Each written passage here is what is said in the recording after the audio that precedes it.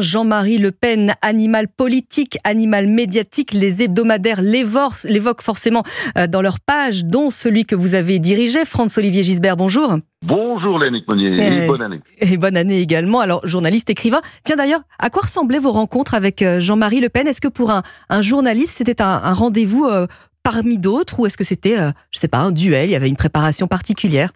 Vous savez, tous les rendez-vous sont des préparations. Quand c'est avec des grands monstres comme ça, c'est sûr que oui, je préparais un peu, mais ça commençait toujours très très mal. Dès qu'on parlait politique, c'était horrible.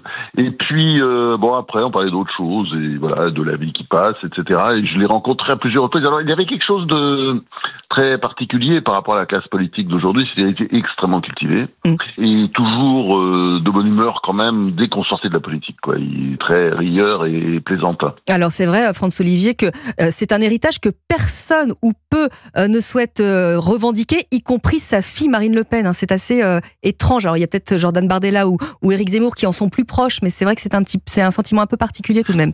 Je pense que sa fille était très très proche de lui, mais qu'il y a eu une espèce de désaccord politique très violent, puis elle s'est dit à un moment donné, c'est lui ou moi, c'est-à-dire que s'il continue comme ça, de toute façon, moi je vais disparaître.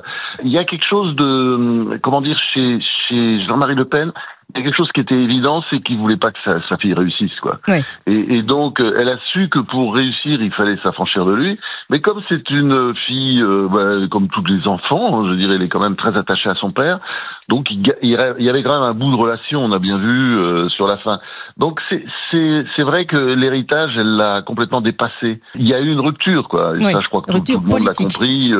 Le Rassemblement national et le Front national, c'est deux partis qui n'ont plus grand-chose à voir, même s'il reste au RN un fond de militants du Front national, tous ces gens qui étaient quand même très à l'extrême de l'extrême droite. Là. Alors, faire personnage clivant, Jean-Marie Le Pen, forcément, à tel point qu'il y a un très très gros dispositif de sécurité qui est mis en place à la Trinité. Est-ce que vous vous attendiez, vous qui scrutez le monde politique depuis des années, à voir du monde se délecter de sa mort? Est-ce que ce sont les enfants de 2002 qui étaient dans la rue samedi soir à Paris notamment? Oh, il y en a... les enfants de 2002, non, parce que j'ai regardé les images, c'est triste et pathétique. Vous savez, je crois que on vit, je dis pas une fin de civilisation, mais on a un problème, on le sent tous très bien, et on est parfois un petit peu angoissé, notamment l'absence du respect, de la politesse, etc.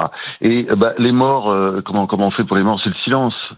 Et c'est quelque chose d'absolument incompréhensible, et je crois que ça a choqué beaucoup de monde. Moi, j'ai toujours combattu Jean-Marie Le Pen politiquement, mais quand j'ai vu ça, j'étais, ça montre une espèce d'effondrement général civilisationnel un peu, ouais. Bon. Ouais, il y a quelque chose qui relève du civilisationnel, bien entendu. Vous voyez très bien, c'est on est passé dans autre chose. Et moi, c'est vrai que ça, en plus, il avait disparu la vie politique depuis quand même très longtemps. Mais puis, si vous voulez, c'est un peu de frais. C'est-à-dire, il y a aucun risque. C'est pas un dictateur qui est au pouvoir. C'est pas comme tous ces gens une espèce de joie qui il y avait une liesse, on avait l'impression que c'était Saddam Hussein. Vous vous souvenez, après la mort de Nasrallah, au Liban, en Syrie, en Iran, il y a eu des sortes de danses, de joie. Nasrallah, c'était le grand patron du Hezbollah, vous savez, quand il était tué. Il y a eu mais c'est tout à fait différent, parce que il était en place. Là, c'était un très très très vieux monsieur qui était malade depuis longtemps. Et que sa famille va donc honorer cet après-midi à la Trinité-sur-Mer dans le Morbihan. Merci Franz-Olivier Gisbert d'être intervenu sur l'antenne d'Europe 1 aujourd'hui. Merci à vous. Merci Lénique Monnier.